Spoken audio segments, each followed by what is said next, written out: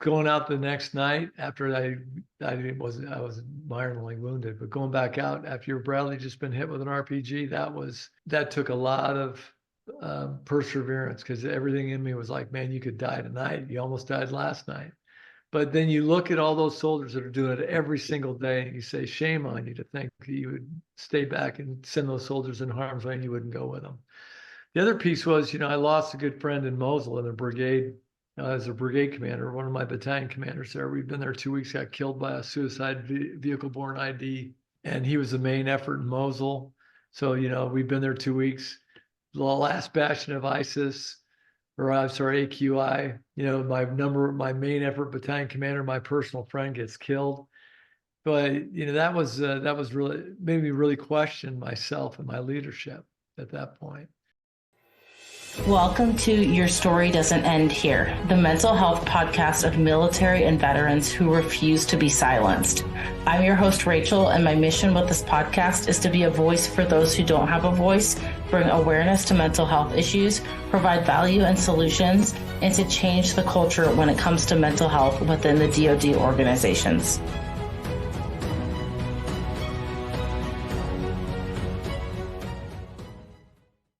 Hey everyone, thank you so much for coming back for another episode of Your Story Doesn't End Here. Today's guest is Gary Voleksy, who is a dedicated leader with 36 years of service. He spent 5 years in combat zones in Iraq and Afghanistan, leading soldiers from company to division command. His unit's fight with the Mahdi army in Sadr City, Iraq in 2004 was featured in the book and miniseries The Long Road Home. Gary led the military effort to contain the Ebola outbreak in Liberia, developing the U.S. military support plan. As commanding general in Iraq, he led a coalition of 10,000 military professionals to defeat ISIS. As the Army's chief of public affairs, he advised on strategic communications for the global force of 1.5 million. Retiring in 2020, Gary now advocates for veteran issues and their quality of life. Then I just want to say, on a more personal note, I met Gary and I listened to him speak a few months back in Mill Creek, Washington, and the short period of time that he was on stage was so impactful, and I was so excited to invite him to be on the show. So Gary, this really means so much to me. Thank you so much for being here today. Well, thanks for the opportunity. It's great to be here. Absolutely. Absolutely. So if there's one word or a few words you could use to describe how you are feeling going into this episode today, how would you describe that? Highly motivated. I love it. Love it. We just had a whole conversation before we started recording, and Gary had asked me how I was feeling, and I was like, oh, that's different. I usually don't get that question, and I appreciated it so much. So I wanted to acknowledge that while we were recording, because I talk about this so much to people, like ask people how they are, and realizing that I don't get a lot of that back, and not to fault any of my previous guests, because, it usually just doesn't come up in the course of conversation, but I really appreciated that. So thank you for that little bit of encouragement, of motivation for me, and just to take a second to breathe and like relax and, and just focus in on the moment. So thank you. I'm going to pass it off to you, Gary, to just share a little bit more about your story with the listeners. Well, you've hit the major points pretty well. I will just say I'm born and raised in Washington State, so over your neck of the woods, and then joined the Army with the intention of spending 4 years, and 36 years later retired. And you hit the highlights of that. I most notably, just a few weeks ago, I guess I got back from our 20th reunion at Fort Cavazos, Texas, now Fort Hood, formerly known, for the 20-year anniversary of the fight in Sadr City. And of the 650 soldiers that were in that battalion, 300 showed up with their families. Wow. So it was amazing, a great event. It was about a 2-day event. And some of those soldiers I hadn't seen for decades, and some were not in good places, as you might expect. And some of it was their first time that they had been at a reunion like that. Yeah. And two of the guys that I really remember were two of the company commanders that were there that were not in a good place. But over the course of those few days, you could see them getting better and better. And by the time we left, they were just in a different space, a really good place. So it just reinforced to me how important it is to build that network for our veterans, and be very proactive and asking people how they're doing and making sure that they're okay. Because as you and I talked about before, the only people that, not the only people, the primary people that are going to be able to solve veteran problems are other veterans, because we understand what each other are going through. And so doesn't matter if you served 4 years or 36, you served, and less than 1% of our nation has. And that means less than 1% of our nation really knows what's going on. And so I appreciate you letting people know that I'm committed to helping veterans. You know, when I got out of the Army, I really, was lost. 36 years of serving, had no idea what I was going to do. And then after doing some consulting and just not being satisfied with that, had the opportunity to go speak, and where I got to meet you. And that has really just reignited my passion to go and really help veterans. So I love this is that. why it's important to be able to come and speak at venues like this. So I thank you for the opportunity. Absolutely. And so my knee-jerk reaction question is to ask you to talk more about Sadr City, which we'll get into in a second, because I'm sure there are people who know about the film and book The Long Road Home, but then there are people that don't. But the first thing that I want to actually get into and go a little bit of a different direction here is to talk about, you served 36 years in the military. And as I work with transitioning service members and people who are going to be getting out of the military in the next year or so, I've been coming across a lot of people who have been in 20 plus years. And there's this overarching theme of, I'm scared. I don't know what I'm doing. I don't know where to start. I don't like to ask for help is also another theme. And then there's the group of people that are like, I got it. I got it all figured out. And they really just don't act like they need any help. And so I want to talk a little bit more about what it was like for someone that served 36 years in the military, getting out, and how that transition process was for you. Yeah, it was, well, the biggest question I had to make or answer in my own mind was, is the most important thing location of where I want to retire, or a job? Hmm. And, my wife had been following me around. We just celebrated our 40th wedding anniversary this month. And Congratulations. so she'd been following me around for 36 years. So it was going to be about location. That was the primary piece. And so once we answered that question, that took a lot of stress off of us, of kind of what we were going to do, where we were going to land. The next piece was, I didn't realize how tired I was. And I would venture that anybody that served, doesn't matter how long you served, if you're in the grind in the military, you're not working 9 to 5 jobs. That's what the big fallacy is. I mean, you're getting up, you're doing PT, you're staying late. If you're a leader, you're making sure your soldiers, I'll say soldiers if you're in the army, are taken care of. You don't realize how tired you are. So one of the best pieces of advice I got from one of my mentors was, hey, you just need to take time off. Now I acknowledge I'm in a better retired space with pension and the rest than a lot of guys that have just served 4 or 20. But that was really important. And he said, you just need to take 4 months off. And I didn't realize how tired I was. And Leanne didn't realize how tired she was from the grind of just taking care of families and being that piece. So after about 4 months, I really started to feel like, well, this is what feeling rested feels like. So I just encourage people, don't rush to get another job right away if you can help it. I mean, again, other people's, futures are different than mine. But if you have time, I'd say, take your transition time and just rest. And then the other piece I'd say is be careful what you volunteer to do. I mean, I can't tell you how many guys that I've talked to that are transitioned, they take the first job that they've been offered, and a year later they're miserable. And so a lot of the friends that I have changed jobs a year after after they found a job that they really liked. So I just tell people, just take a little patience. You've served, you've done what very few people have, and don't worry about whether you've got something to offer. What is any person that served in the military has leadership, they've got a security clearance, they're drug free, they're responsible. I mean, when I talk to people in industry, that's all they're looking for. People that show initiative. Well, that's what we do, right? That's what soldiers, that's what all military people have done. They show initiative, they take responsibility, they show up on time for work.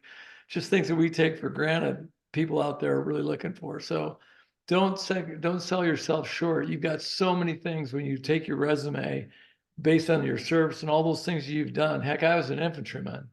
what does an infantry guy have to offer, right? I'm not like a sustainment person that not understands, high-speed logistics and can plug into a business. But what we do have is leadership, and that's what is really being highly sought after in industry. So don't sell yourself short, I guess I tell folks. I'm glad you talked about the other skills because I think that's where a lot of service members get hung up. They feel like, well, I did this job in the military. I have to directly translate this same set of skills directly pertinent to that job to my next job. And so I'm glad you hit on leadership, show up on time, drug free, and these skills that translate no matter what you're doing in life. And that a lot of people don't think about when it comes to separating out of the military. And so you took 4 months off. After your 4 months, did you already have a plan on what you were doing after those 4 months? Or after the 4 months, did you then start to figure out the next step? Well, no, it's funny because I got a cold call. Cold call means I was not expecting this call. And it was a company that wanted me to come consult for them on a project that they were doing. So I did that for 3 years. But, you know, I had friends and I talked to a lot of people. That's the other thing I'd recommend to somebody that's transitioning. You've got a lot of people that you served with that have been out for a while.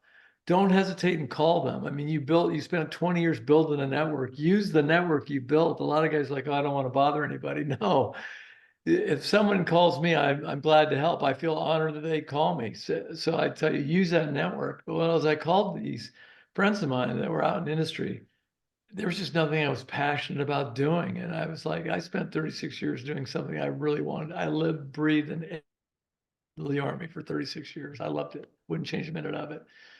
But I figured I wanted to have the passion for something like I did with the Army. And I never was going to find anything like, but like I was just saying early on, this veteran engagement and talking to veterans, that's really reignited that passion. And so I joined a veteran service organization I'd never joined before. I go out and speak at veteran venues. So if you get lucky and you find something you're passionate about, that's the best of both worlds. But I just say, just again, be patient. And I didn't find that out until probably 3 years after I'd been out of the army when it really came to light. There's been a lot of talk lately in the veteran community about losing purpose after the military. And there's all these memes going around Facebook about, you separate from the military and then you lose your purpose. And it's kind of become a joke, but obviously that's how veterans joke, is a little bit of the dark humor there. But I think the deeper thing here is a lot of people feel like they have to get out of the military and have it all figured out. And I know a lot of leaders, when I served, we're always like, what's your plan? What's your plan? What's your next step? And everyone would give the same cookie cutter answer of, oh, I'm going to school, or oh, I'm going to go work at, I was in aviation, Boeing or something. Right. And so the point being here that I'm really getting from what you're saying is that you don't have to have it all figured out. And it's okay if you don't know right away what your newfound passion is, because we have the ability to make a choice, which is not fully different from the military because you do have some form of a choice, but at the same point, you don't. And so I think that's something new for a lot of people is, after doing something 20, 30 plus years, that's a really long time to be doing something in one career field. And yes, things are changing all the time, but I think a lot of people find overwhelm and, well, this is something different. And I have a lot more freedom now, and I have the freedom to choose. And so it's almost like rewiring the mindset of not having that militaristic way of thinking, and then, getting into something where the world is really your oyster. Did you feel like there was a time period where you had to change your way of thinking, or do you think that you already had the seeds of that when you were serving in the military? No, I think that's a good point. I had to change the way I thought. And what helped me was when I was talking to my friends that had been out of the Army and had retired. I'd talked to guys that had retired 10 years before I did. And they were, CEOs or something of these industries. And just because I'd never worked in industry, never did business development, don't desire to do that. But just listening to how they talked about what they were doing and some of their insights really kind of woke me up to the wow, that I can't just go in there and give task and purpose and say, this is how we're going to do it, because it was much more, you had to build more consensus, and, you didn't have the UCMJ you could fall back on and say, this is the authority vested by my position.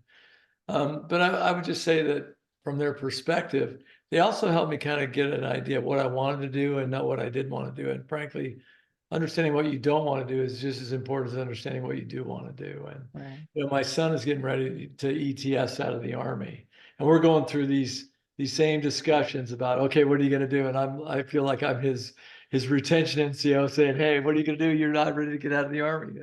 And he's only been in 4 years, but he served, and we were going through the same dialogue. Well, what experiences do you have? What did you like to do? And there's a lot of opportunities for veterans coming out now. You don't have to just go out there and be on your own. There are fellowships that you can do, internships. I mean, that's what he's doing. So I'd say as you look at this transition plan, that's one thing the Army did really well about 10 years ago, this the TAPS piece, to really help transitioning soldiers, the Soldier for Life program, really 6 months out started helping them transition, so we didn't have guys just going out and becoming unemployed. So use those opportunities that are presented to you, whether you're whatever branch of military you're in, they're out there, and they can give you a great understanding or idea of, hey, these are some of the opportunities that you didn't really realize that you had the ability to pursue. So Right. that's kind of what I'd say. Does that make sense? Yeah, it does. It does. Thank you for that. I thought it was really important to speak to the people that have done 20 plus years of service to start out, because I did not do 20 years of service. And so I can't fully relate to someone that has done longer time than me and is retiring, vice, myself, who did 6.5 years. And yes, I still went through the transition process, but it's different. And so I actually wanted to ask you that question when we were in Mill Creek, but we didn't have time. So I'm glad that we are getting it out on a venue where people can listen to it over and over again and provide that resource to other people who might need it too. So that's extremely valuable. The other point is if you're at 20 years, unless you come in through the blended retirement, which I don't think anybody's retired yet under that program, Yeah. you still have a pension. So that is still some level of financial security that someone that gets out after 6.5 years doesn't have. Right. So, take that whole portfolio and look at it to see what you really must do versus what you'd like to do. Right. Yeah. And I think I'm seeing levels of stress all across the board, and maybe not always fully related to financial, but a lot of that purpose. What am I going to do next? This is really scary. It's something new. And so I'm really glad that you touched on a lot of those points, because it is something that really connects every single veteran, regardless of how long we served. Is it's getting out, it's doing something new. And that network piece that you talked about is so important, because everyone talks about the sense of community. Like, I get out and I lose my sense of community, but you still have the community there. It's just not that you're showing up to work every day in the same physical location, but you still have connections to that community. And I'm so glad that you talk about that so much, not just here, but everything you talk about is always your network, your community, the people around you. Reach out to those people, have a conversation, say hi, let them know you're thinking about them. And there's so much to that piece, from not only a suicide prevention standpoint, but also even for us personally as veterans. Like, my cup gets filled when I am talking to someone else that can maybe relate to me in some way, shape, or form. Or we went through something together, or, you talked about that reunion that you had. I'm sure there were so many people in that room who needed that, just to be around that group of people again who understood something that they went through. And so many things that you talk about and continue to talk about that are so valuable, and I appreciate it. And so I do want to use this as a segue to talk a little bit more about Sadr City for those who don't know about it. When I've never actually watched the film or read the book myself. I'd heard of it before, but I tend to stray away from military movies normally. And so well, you talked about it though, and I think hearing a story from someone's perspective who has lived it will never match up to any movie. And so I wanted to give you some time to just talk about that experience and what happened for the people who don't know. Yeah, I would say the difference between The Long Road Home and the typical military movies is when Martha Raddatz wrote the book and they did the miniseries, they didn't just do the unit, they did the family. So what you really saw unlike any other military movie I have seen before or since, is when the soldiers were going through what they were going through in Iraq, what the families back in the United States were going through as well. So all the casualties, what the families had to go with and that. And so I thought that it was unique from the perspective that it really showed the sacrifice that the families make. And that's what I think, we get focused on veterans and veterans issues, but I think we forget sometimes that the families are there with those veterans the whole time, and they're sharing some of the same successes and a lot of the same challenges. And when you talk about mental fitness for soldiers or veterans, same thing for family members. Right. And so I think that that's one component I think we need to not forget is, I've been married for 40 years. My wife and I got married out of college. She was every step of the way. So every bad day I had, she was part of, picking up the pieces, not only for me, but for the unit that we were in as well. So that's one thing, if you haven't seen it, that's one thing that I think is unique. But anyway, to get back to your Absolutely. question. Yeah. So Sadr City, 2004 Iraq at this point. 2003, I think we went in, they'd already gotten Saddam Hussein, and the United States was really trying to transition to get out. So everyone was thinking, hey, everything's stable. We'll just transition all of this security to this fledgling Iraqi army that we're going to create, put in this government, and we're going to leave. And so, originally my battalion wasn't supposed to go. We were supposed to go to Kosovo, and then they canceled Kosovo and said, no, we're going to send you to Iraq. So before I talk about Sadr City, it's helpful to understand the environment we were going to go into. So as I said, the security situation in Iraq was pretty good. So, the decision was made before we left. I was in a mechanized infantry battalion, heavy mechanized. So the decision was made by senior leaders to not let us take all our combat systems because they didn't think we'd need them.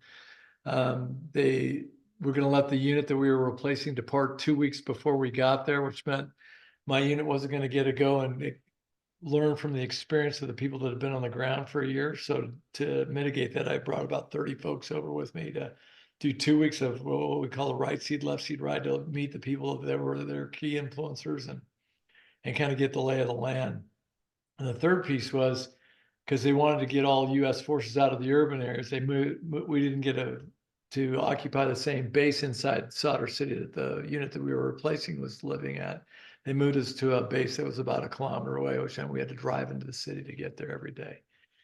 So, we deployed, as I said, I had about 30 guys there beforehand, and then the unit left, and it was us 30 until my battalion got there about a week later, in a city of 2 million people. And Sadr City is a slum of Baghdad, pretty much a perfect square. If you look at about 26 square kilometers, I guess about 5 million people live in 2 million people live 5 million, and living in Baghdad, living in Sadr City, it's a big slum.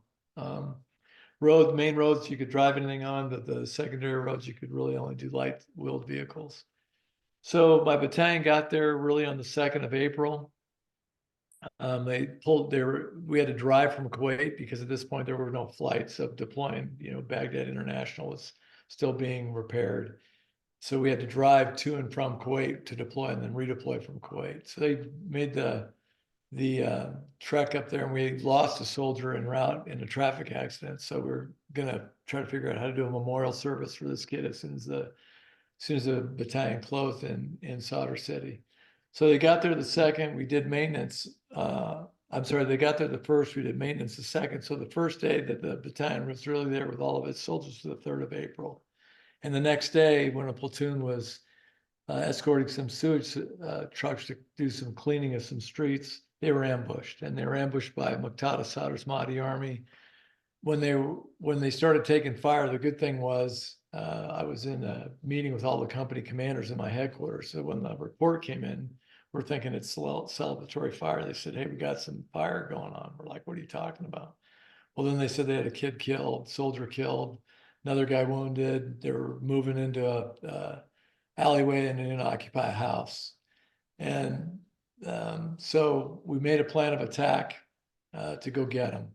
And the challenge was across the entire part of Iraq, you had one division, my division, 1st Cavalry Division, was in the process of doing the relief of the 1st Armor Division. So there was units were coming and going. So there was no one to call the 911 line and say, come help, because everybody was to the 4 winds. So it was my battalion to go get these guys out of a city of 2 million.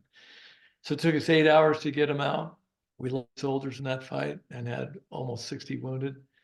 But unlike the story of Long Road Home, it didn't end there. You know, we got all our guys evacuated, didn't leave one man behind, and went right back into the city and fought the Mahdi army for 80 straight days after that. And people said, boy, how could you, continue to operate after having suffered that many casualties? It was the most casualties 1st Cav had had since Vietnam. And we talked about it at the reunion. The Lieutenant Shane Aguero, great kid. He was a platoon leader. He mentioned a few weeks after this whole thing had happened, he said when they were getting evacuated out of the city, he said they were all high on this drug called camaraderie. And they knew that regardless of what circumstance any unit in the battalion got themselves into, the battalion would drop all it was doing and come to the rescue. And that camaraderie, I think, is why veterans and that network is so important. Because you've alluded to it before, Rachel, is that network is there. It's there the day you're there, and when you leave, it's still there. You just got to be a member of that network. And I saw that network up close and personal at Fort Hood a few weeks ago on our reunion for April. And when you look at what those soldiers did, and I was just lucky to be serving with them. People say, "Oh, you're the commander."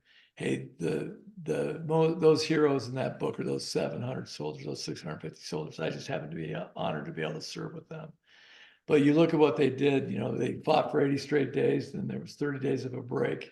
Then we fought for 60 more days, and it was done. There was no more fighting the entire time we were there. And that's just a great testament to the great work that those soldiers did and the great leaders that they had.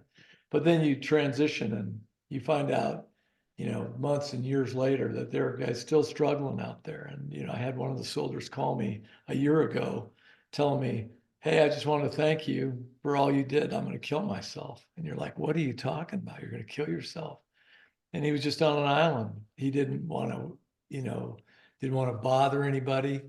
And I was like, holy cow, that's what we're comrades in arms. This is part of your network. We're your family. Of course we're going to help you. So we got him connected to his unit. I saw him at the reunion. He's doing great today. But that's the lesson I learned out of Sadr City is, I never understood why veterans at a reunion would hug and cry. I understand it now because I was there. You said something really key about that individual that had called you a year ago, and he said the words, "I don't want to bother anybody." And those words are so common in not only the veteran population, but really just in the general population of people who feel like their challenges in life or whatever they're going through is a bother to someone else. And so I wanted to talk a little bit more about that because, there are some people that, they'll call someone and they won't answer the phone and they might feel like they're bothering that person. And so how did that conversation go? I mean, when you picked up the phone and someone tells you these words that, I mean, for most people are going to hit them in the gut. Like, oh my gosh, what do I do? Someone's going to take their life and they feel like they're bothering me. Talk us through, what did you do in that situation? Well, I appreciate the question. I'll just flip it a little bit and say, Yeah. they don't want to bother someone with their problem. But when you ask them, well, what if I had a problem? Would you not want me to call you? They're like, no, of course I'd want you to call me. Well, then why would you think I would want to talk to you? Because it's just the way we're wired, right? We want to help, but we don't want to bother anybody. But all we want to do is help. So I tell anybody that is struggling and you don't want to bother anybody, that person that you want to talk to or you call, they want to help you. They make no mistake. They want to help you. And the biggest thing for me is if that kid would have hurt himself and I would have known he wanted to call me and didn't, how guilty would I feel that I wasn't there for the kid? Right. But so he called me, great kid, just a great young man. We talked. I said, hey, what's going on? Let's just take a deep breath. Let's just take a deep breath, calm ourselves down, try to talk to him in a calm manner because he was in a high state of stress And we just started talking about our old times, and he talked to me about the issues that he was not able to resolve based on that deployment. And I said, well, so you had a year of bad experience? He goes, well, no. So, well, tell me about some good times you had there. Mm. So we started to talk about some good times and said, well, okay, there's some bad things we got to get over, but there are also good things. Now, who did you rely on when you had bad things going on? We started getting some names of guys in his organization, in his unit. I said, well, when's the last time you talked to him? Well, I haven't talked to him in like 2 years. Well, let's call him up. I can't call him. Sure, you don't think so? We called him up, and he said, "What do you mean?" And all of a sudden, as soon as he got connected to 2 or 3 of the guys that meant something to him, I knew he was going to be fine. And I called him a month later, said, "How are we doing?" Because you can't just, in my mind, you can't just say, "Okay, I think I solved the problem," because, as you know, people get on these roller coasters. They're up, they feel great, and he told me, "I feel great, I'm good." A month later, I don't feel so good. Yeah, right. That's why I'm calling you. Yeah. So I would just say you got to listen more than you talk. Yeah. You can't go say, "Oh, that's not that bad," because you don't know. You're not that person. It could be something that is irrelevant to you could be extremely relevant. And you just got to put yourself in their shoes and say, okay, hey, I am here to help you. And I told him, I love you like a brother. You're my brother. I love you. Don't. And he had kids. And so, hey, what are your kids going to do? So we just started talking to, but got him in a good place, did a positive handoff with it, guys in his unit. And we continued to talk for 6, 7 months. That's awesome. So, I yeah, like that you took maybe it's not a unique approach, but I feel like compared to what most people do in a situation like that is a unique approach. I think that a lot of people, when someone reaches out to them and says, "Hey, I'm thinking of taking my life. I'm not okay. I'm really depressed." A lot of people's initial reaction is, "Oh, well, you don't want to take your life because what is this person going to do?" And they make it very external. They say, "What is your wife going to do? What are your friends going to do? What am I going to do?" And they don't really know how to handle those conversations. And so the reason that I asked you how that conversation went is because now whoever's listening to this episode has a tangible example of how to handle a conversation like that. And the positive side of it, I think, is so important because something that even has come up for me a lot lately is understanding that you can't really fully experience good without knowing what it's like to be somewhere bad because right. you appreciate it so much more. And so the bad isn't a horrible thing. It's just how we process that bad and then understanding that that bad doesn't last forever, but it was necessary for us to really appreciate the good things. And so I love that approach that you took of not only let's reflect on the good times too, but who in your network was there that helped you, and let's call them up now because they helped you in the past feel less alone and you haven't talked to them in a while. So let's call them up now. And that is an incredible, incredible method to help someone that I don't think a lot of people are really talking about. So I Well, I really think it appreciate that. helped me too, because as you said, it's just a gut punch. I'm not a registered professional or expert at this in any way. And so I'm not the smartest guy in the world. So when I get hit with a big problem, I try to make it bigger. So who can I bring in that can help me solve this problem? So when you get hit with a big problem like that, don't think you got to solve the problem yourself. There's a lot of people in your network that can do it. So start calling them and get everybody, because I was his commander. He was like a specialist back then. You know, let's get some people that are closer to his level that he knew, and get this big support group behind him. And then he's free to call whoever he wants to call if he's feeling better. And he's got a lot more than just me calling him and checking on him, you know? So just make the problem bigger and get more people to help you. I love that. What is, oh, this is a really broad question. How do I make it more niche? I want to ask you, what is one of the biggest leadership lessons you learned when you were serving in the military? Maybe that's too broad. But maybe there is something that sticks out for you as Well, I one. think there's levels, right? Mhm. So at the personal level, it was, and it's going to sound really trite because you hear it all the time, but it's easy to say, hard to do. Lead by example and don't expect your soldiers to do anything you wouldn't personally do.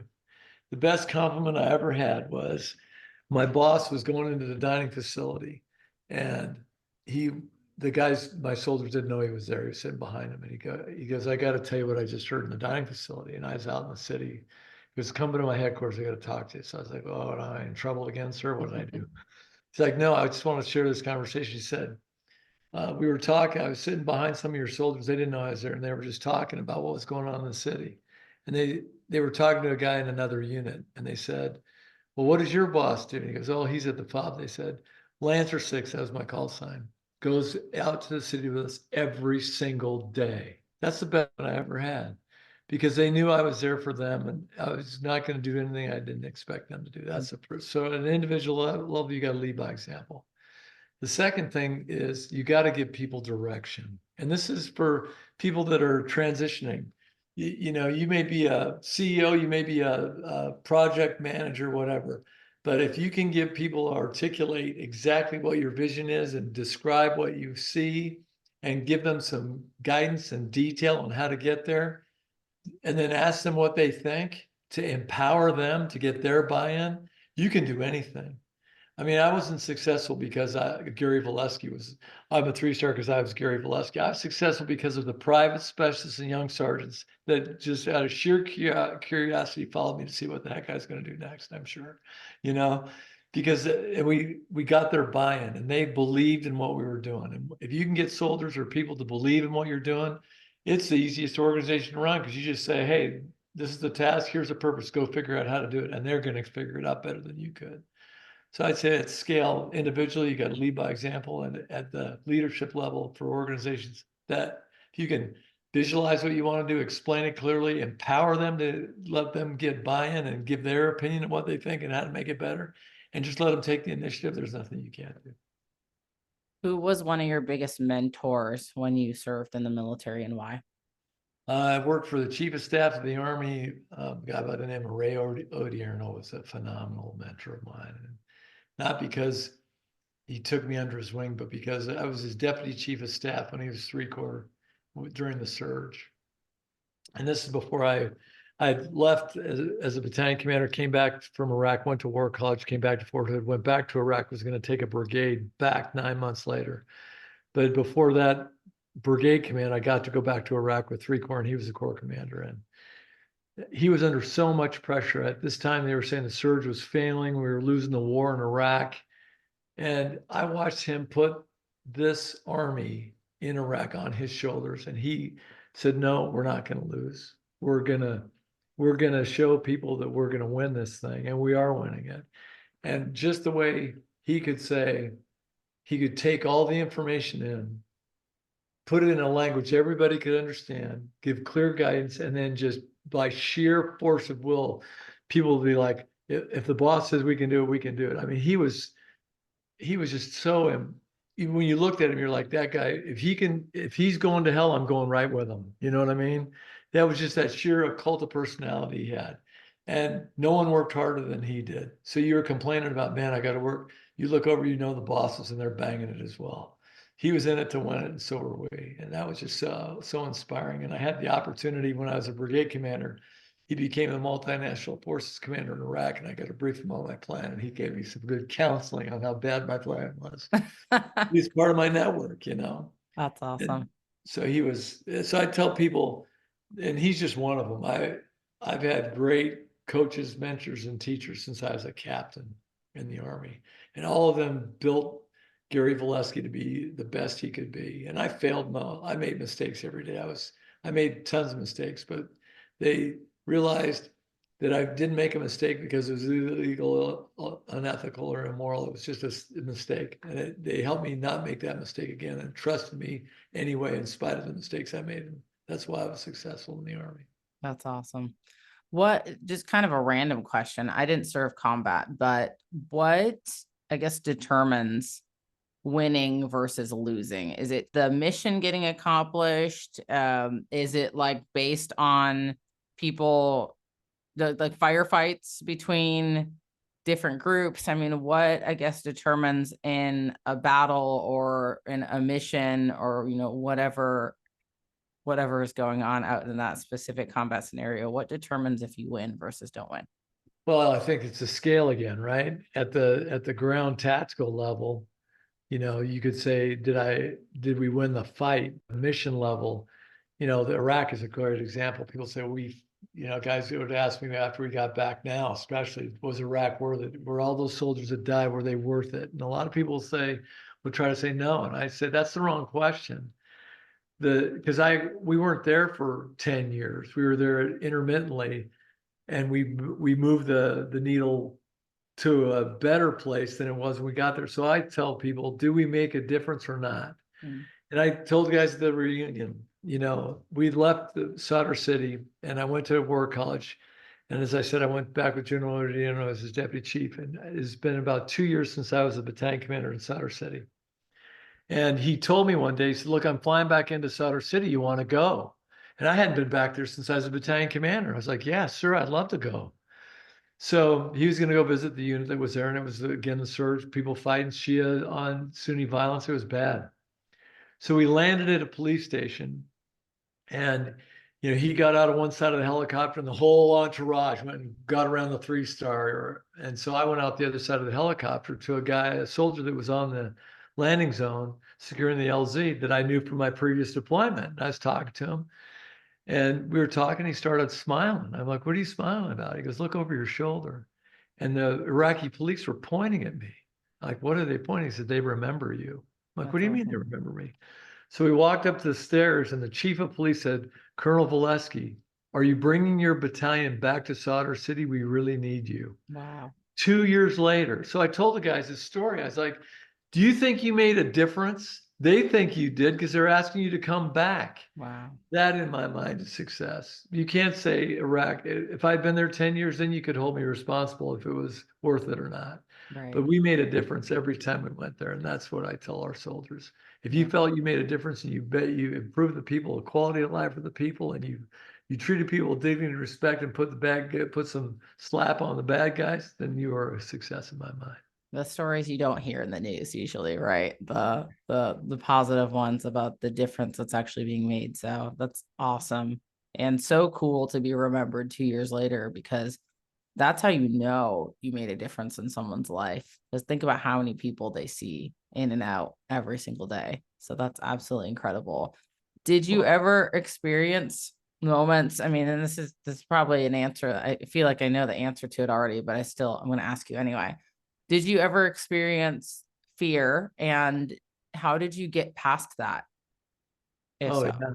I felt, yeah, I mean, every time you go out the wire, you wonder. I mean, in that deployment, my Bradley got hit by an RPG. I was wounded. I was sitting in the back, and it went right by me and wounded me and the guys in the vehicle. Going out the next night after I was minorly wounded, but going back out after your Bradley just been hit with an RPG, that took a lot of perseverance, because everything in me was like, man, you could die tonight. You almost died last night. But then you look at all those soldiers that are doing it every single day, and you say, shame on you to think that you would stay back and send those soldiers in harm's way and you wouldn't go with them. The other piece was, I lost a good friend in Mosul in a brigade. As a brigade commander, one of my battalion commanders there. We've been there 2 weeks, got killed by a suicide vehicle-borne ID, and he was the main effort in Mosul. So, we've been there 2 weeks. The last bastion of ISIS, or I'm sorry, AQI, my main effort battalion commander, my personal friend, gets killed. But, that was really, made me really question myself and my leadership at that point.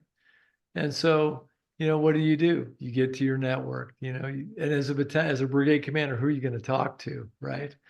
You're not going to call Private Volesky and say, hey, come up here and talk to me. And I was just lucky I had a great network. I had a chaplain that came in, knew something was wrong with me, asked me what was going on. I blew him off, said, hey, I'm busy, nothing, I'm fine. He knew that I wasn't fine, kept after me. And finally I just said, okay, here's what's going on. And because that great guy had the perseverance as a major to talk to a colonel and continue to harp on him about you're not fine, he took me out of a really bad place. So, it doesn't matter what rank you are. You have the same fears and apprehensions that anybody does. And Right. you got to rely on that network. Right.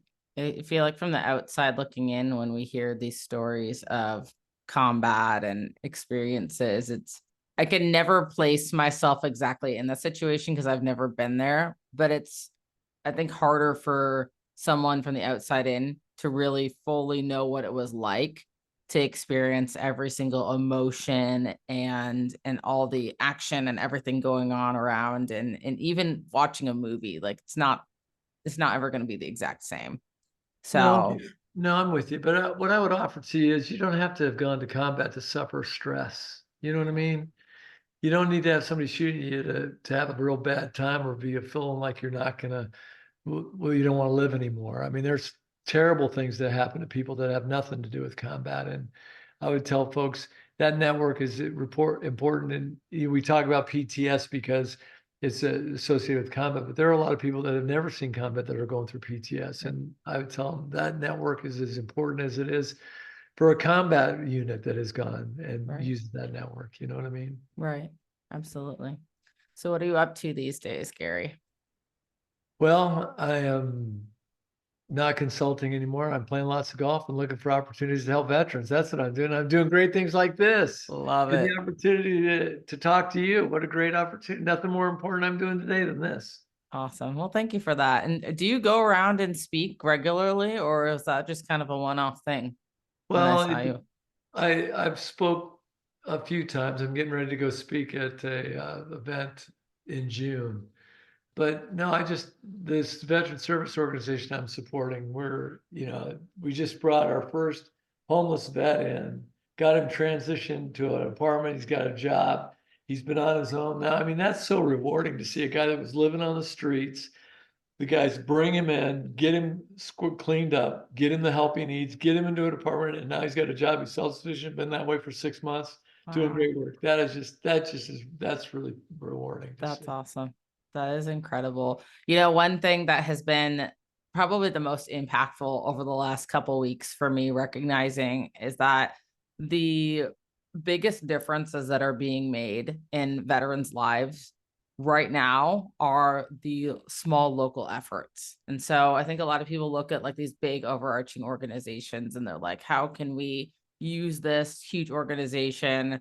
I'll use the VA, for example, to support every single veteran in the United States, right? But a lot of people forget that the small service organizations in the local community, the nonprofits in the local community, the people that know their community better than anyone else because they're there and they live it, those are the people that are making such huge differences. And I don't think it's recognized enough. So I really appreciate that you said that, because it goes to show even more that these people, one-on-one, small organizations, groups, and communities, that compounds and that is changing so many lives. And so just imagine if one person in every community did that, changed Yeah. one life of one homeless veteran. I mean, at a minimum, that's 50 lives changed if it was in every single state.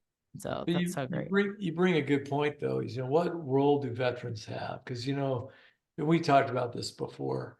The image of veterans in the media is not necessarily that good. When I watch you see a wounded warrior or PTS or suicide discussed, and those are critical issues, don't get me wrong. But veterans are so much more than that. Look at you, you got a podcast, you got your own business going on. I mean, you got small business community leaders, all these people that are veterans. We have the responsibility as veterans to get out in our community and talk about veterans and the good things veterans are doing, Right. not just let the narrative be, oh, we got wounded warriors or PTS guys or suicide.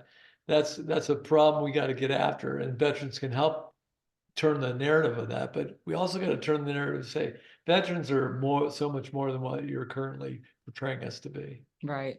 Right. It's so true. I saw a statistic the other day that said that a lot of people now think that a very large percentage, it was like 40 something percent of post 9/11 veterans have some kind of mental health illness that they're dealing with, which I don't know that that's a true statistic, but I think when we think of the stigma of mental illness and the verbiage used around that, it creates just kind of an attitude around veterans in general and kind of an apprehension when someone finds out they're talking to a veteran. And I've even experienced myself when I tell someone that I'm a veteran and we start getting into discussion and that almost attitude of, oh, I'm so sorry, or, like a thank you for your service. That's like oh, like you're broken. And it's like, well, no, like don't treat me like I'm broken.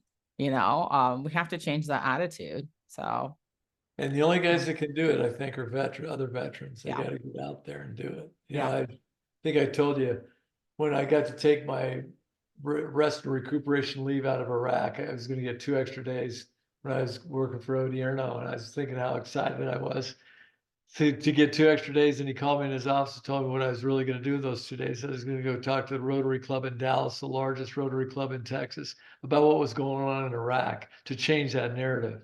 And I think that's a great example of what veterans got to do is get out into their communities and talk about what great things veterans are doing. Absolutely. And there's so many things. I mean, if you're listening and you don't have a large network of veterans, or maybe you don't know, because some veterans don't even say I'm a veteran. I mean, I talk to people all the time and in conversation, I find out they're served, and you can't know that someone's a veteran by looking at them. Right.